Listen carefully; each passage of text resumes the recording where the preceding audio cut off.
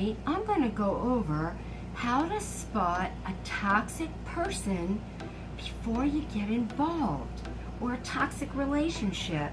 And some of the things I'm going to be going over from my book, it's a great book, is a list of poor dating choices. It's a list of some characteristics.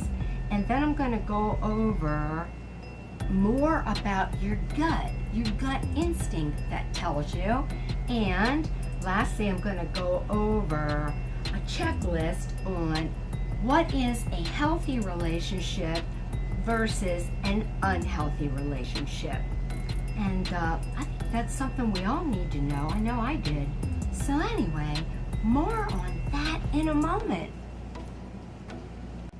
So before I get started, I do want to say, I'm new to doing some of these kind of videos on my channel, and it's a little scary. And the reason I say that it's a little scary is because, you are sharing with people, some negative things that happen to you in your life. And I like having a positive channel, and I do. But anyway, I started thinking, though, I've learned a lot from my negative experiences, a lot, and I know I'm not alone. And I'm sure there's a lot more people out there that have experienced these things, and that we don't need to feel shame or embarrassed. You could, though, but I guess the main thing for us is that we've learned, and we're not trying to do these things anymore, and then you can go on to help other people. So these are things obviously I've experienced, and I've learned a lot on my search to figure it all out and where I was going wrong. So I decided, time to time, because there's a lot to say about it, to share this with you in hopes that it would help someone else. Okay, so anyway, with that said, here we go. So, out of my book, this is an awesome book. So, these are signs of a bad dating choice. Okay? But let me mention before this list that these particular things you may not see early on when they're pursuing you. Usually it leaks out later, but if you do see these things early on or later, you're going to know. Okay? Then you have a choice. What do you want to do with that? Okay, so here we go. First one.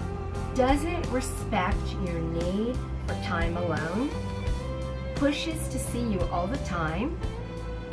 Discourages your outside interests, family and friends? Asks you to do things you're uncomfortable doing. Example, lying, lending him money, sex, etc. And by the way, when I use the him word, this is because that's what this book says, but guys, for you, toxic women, put the her word in here, okay? So I'm not just targeting men, okay? It's just what the book says, all right? Goes both sexes here. All right. Uses drugs of any kind. That's a red flag. Uses alcohol too frequently or overabundantly. Is frequently unemployed except while in school. Changes jobs frequently or is frequently fired or dismissed but always explains it away. Wants to control your hair, dress, behavior, friends, jobs, or how you express your spirituality. Wants you to quit or change jobs or friends for him. Has a reputation for lying. Conceals important information about himself that you only discover later. Is physically, emotionally, verbally, or sexually rough or weird. Is too charming, has all the right lines, comes across as excessively smooth. Has a history of previous diagnosis of mental illness, especially untreated depression, anxiety appears keyed up, bipolar disorder, especially if untreated or sporadically treated, conduct disorder or antisocial personality disorder, schizophrenia or any other psychotic disorder, narcissistic personality disorder, substance abuse unsuccessfully treated or addictions, borderline personality disorder, post-traumatic stress disorder.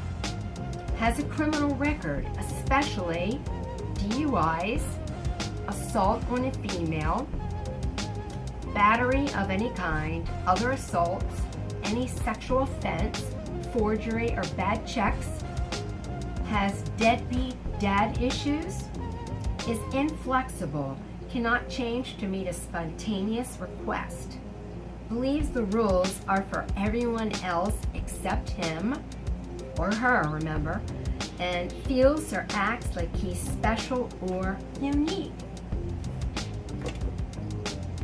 So, I have more to share on that in a moment. Alright, so I'm going to give you my little story from one of the things on the list, although there were tons of things on the list and from different people, different things. But let me just say, I had to redo this video, so this is the next day for just this clip. Okay? But it was worth redoing. So, alright, so what it was is this one relationship I had, it was on and off. It was 4 years, but it was on and off because I would break up. I would break up because of things that he did. And then we would end up getting back together after a while because he would lure me back in. It would take him a little bit, it would definitely take him effort, you know, him trying to convince me that things were going to be different and it was going to be better. And of course, that was a big mistake. So to you all girls out there, or guys, I mean, I don't know how guys might not look at it the same way, but I still think guys don't want to waste their time, okay? If they're serious about, you know, wanting a good relationship, the guys that want a good one, they don't want to waste their time either. So, you know, I wasted a lot of time. I wasted 4 years. I didn't have to waste 4. I could have cut it off after the first breakup, and that was probably 9 months. It seems like 9 months is the thing for me. I don't know. But like 9 or 10 months. It was 9 months, but look, it went on to 4 years. So don't do what I did, and I'm not doing that again. I told myself that. Alright? But I'm keeping my head smart about me. Alright? So, early on, I don't know, there were other red flags, just so you know, prior to this, like those gut red flags, but this was a definite. So, he lived out of town. He lived in Virginia and I lived in Pennsylvania. It was like 4 hours drive. And so whether I'd go visit there or he come here, he didn't do it right away. See, he didn't do it right away. But after maybe, I don't know, a couple months, probably after a couple months, just a couple months, probably, he would try to get me not to wear any makeup at all and not to do my hair at all.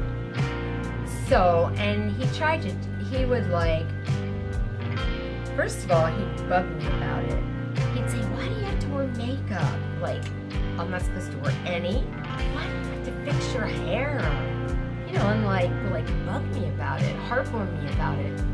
And very early on, I stood up to him, and I never budged, by the way. I wore makeup the whole time. I thought, you know, I don't just do everything somebody tells me to do, but I shouldn't put up with that at all. So I said to him, hey, you know what? It's okay. If you don't like a girl with makeup, because you knew I wore it when you met me, if you don't like that, that's fine. Then I think you should be with a girl that doesn't wear any makeup. That's fine. I don't think we should date. You should date me. Well, obviously that didn't work. I mean, meaning he didn't go on to date somebody else. But I didn't budge. But the point of it is, I had to hear about it over and over. I could keep going over and over and over. 3 years I heard it. Bugged me all the time, trying to get me not to. It was like, why do we keep talking about this? And every time I'd say, why are we talking about this? I told you, I'm not gonna do that. And I stuck to my guns. Oh, it was so annoying. Because that's what these people are. They're annoying. They're chaotic. They cause you chaos and stress. So what my point is, that is stressful to you. To have to continue to argue about something like that is ridiculous. It's just ridiculous. So and it's ridiculous that I even allowed the arguing, but I should have just ended it, like I said. But I did, but you know, you live and you learn. And so that's the kind of stuff you don't want to put up. There shouldn't be any argument about them, that or them harassing you about it. It shouldn't be. And this is even funnier. Before I go on to the next clip, is he wanted me to look like heck. That's why. He actually didn't even want me to shave. Can you imagine that? You know, like, okay, so it's summer and you're wearing shorts, and he'd get on my case about me shaving my legs. Who does that? In other words, most guys again, they're all different. So I never had any other, it's funny, I never had any other toxic guy try to get me not to wear makeup or not to shave, but this one did. It's a form of control. They're all different what their control factors are. Yeah, he bugged me not to shave my legs. And he must have wanted who knows what, but I know he wanted me to look like hell. That's what he wanted. They have to be top dog. Who knows? You know, because they compete with your partner, which is absolutely the most ridiculous thing. I mean, all of us normal people want our partner, we feel proud that our partner presents themselves well. You know what I mean? It's like, we're not trying to get our partner to look bad. Now again, if you meet someone and they don't wear makeup or they don't shave initially, that's fine. That's what you accepted. Isn't that bizarre? So anyway, too bad I didn't put that 2 and 2 together back then, but anyway, I just thought it was weird, but there you go. So anyway, I have tons of stories, but one of the more important things now, it's the next subject I'm going to talk about, is that built-in danger alert system that we have. It's our gut. Okay, so your built-in danger alert system, which is the same thing as your gut and your intuition. So let me highlight some things here for you. Okay, so I'm going to read this part. Here's what it says. The red alert system is sort of a cross between, and this applies to guys too, womanly intuition, biological sensory response system, and a spiritually whispered warning. Each woman or man has to be aware of how they most often receive their flags and warnings. Okay, so now they're going to talk about different ways these warnings and red flags present themselves. So first of all, there's physical red flags, there's spiritual red flags, and there's mental and emotional red flags. So I'm going to highlight it. So physical red flags, a sensory response system to something that all humans are born with. It's called the autonomic nervous system, or fight or flight response. I don't know. I know I've heard of fight or flight response before. So bottom line is they're telling you that we're born with it, and all babies have that. But what happens is as we age, even though that's natural in us, as we age and get older, due to societal and different reasons, we start minimizing that. and we try to apply logic to those feelings. And logic is good for a lot in life, but not this.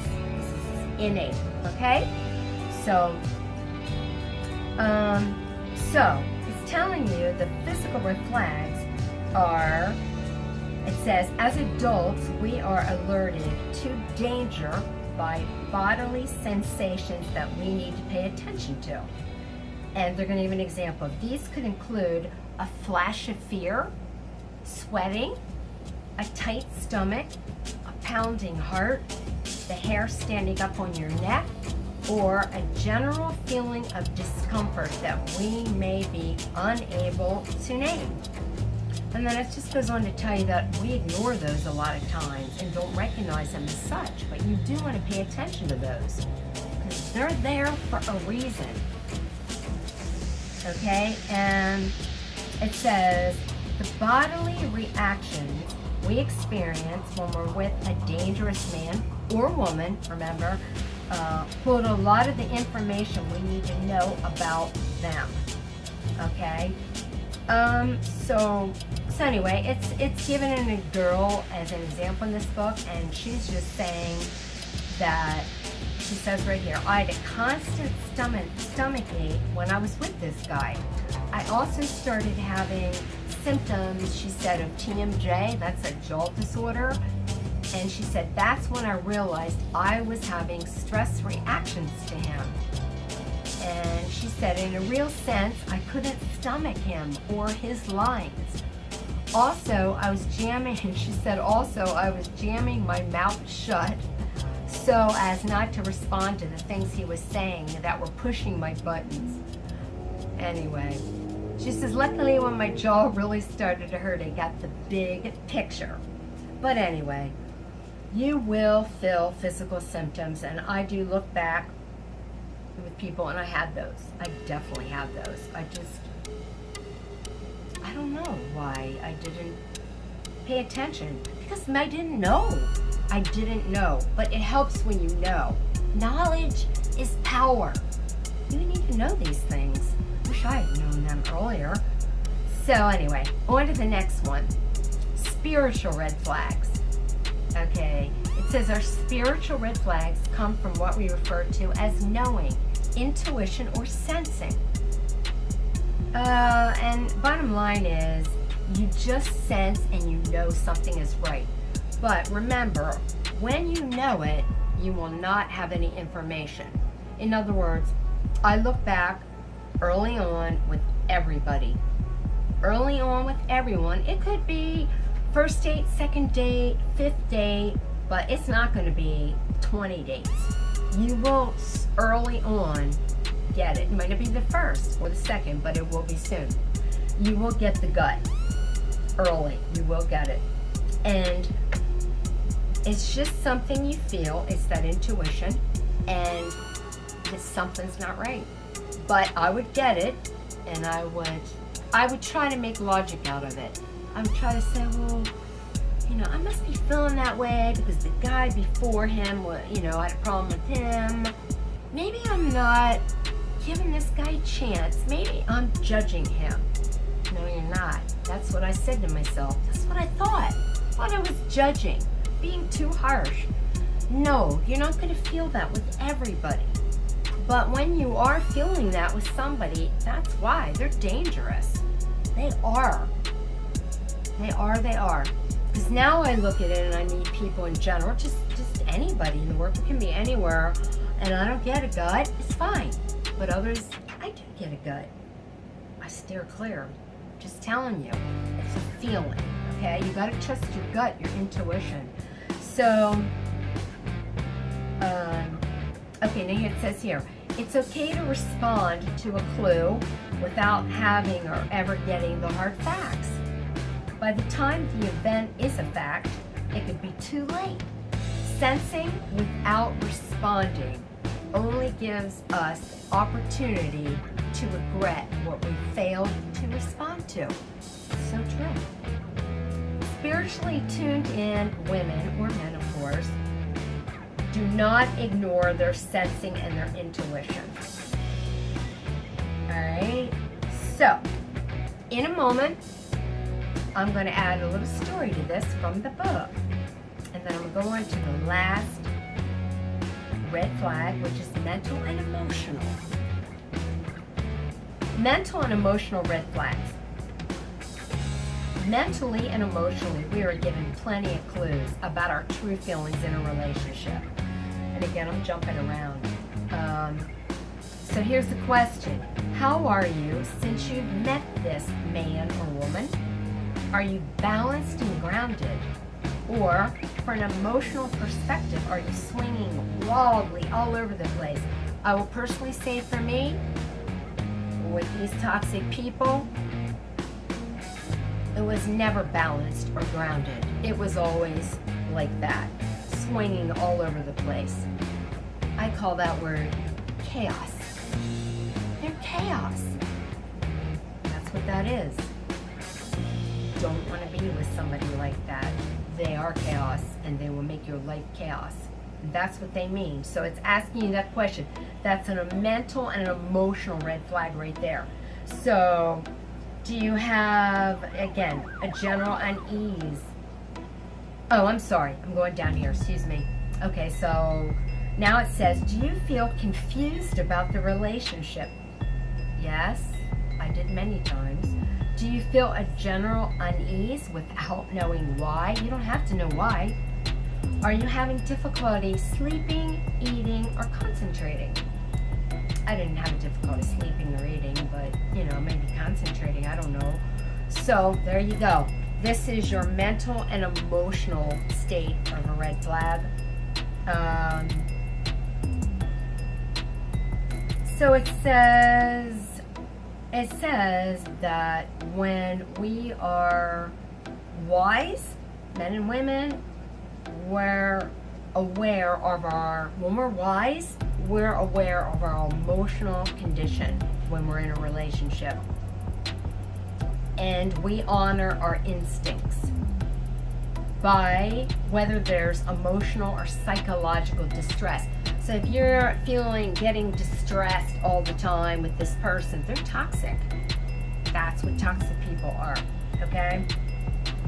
All right, so there you go. That's what that. Now, let's get to the healthy versus non-healthy, because you need to know what healthy is, because sometimes we don't know. Sometimes we accept things thinking, well, everybody's like that, or I didn't have a clue. I mean, I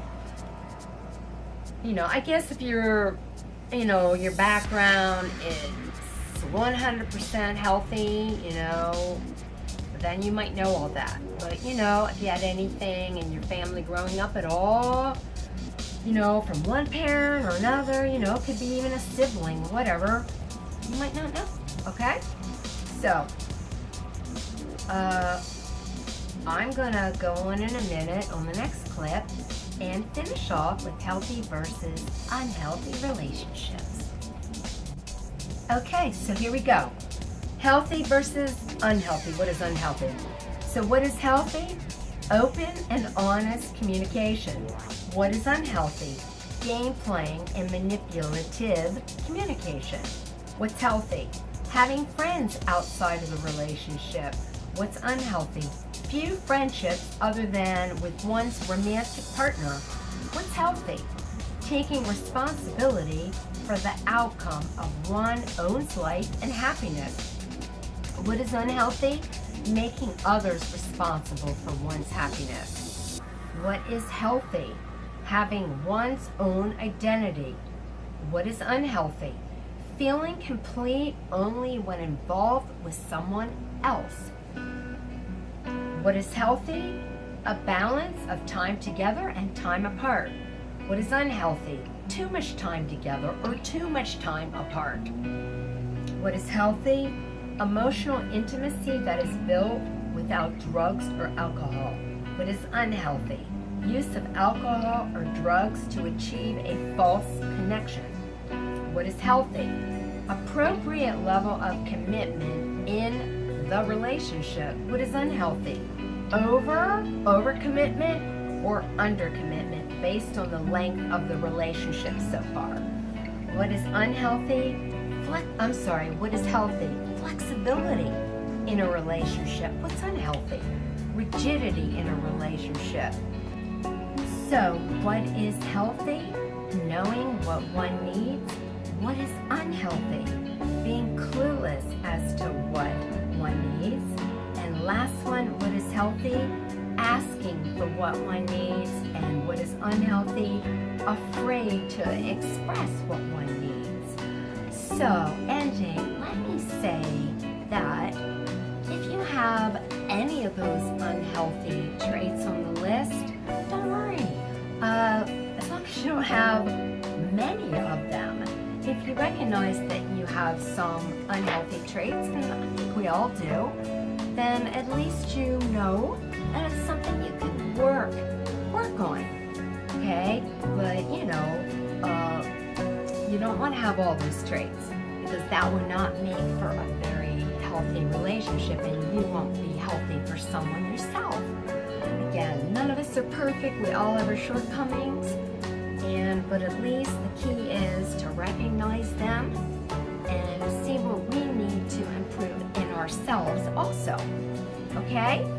So anyway, I hope that helped you, and I will have more to come, but it'll be intermittently mixed in there a little bit with my more upbeat, positive videos. So if you have any questions or comments, yeah, please ask me, and I hope it helped you.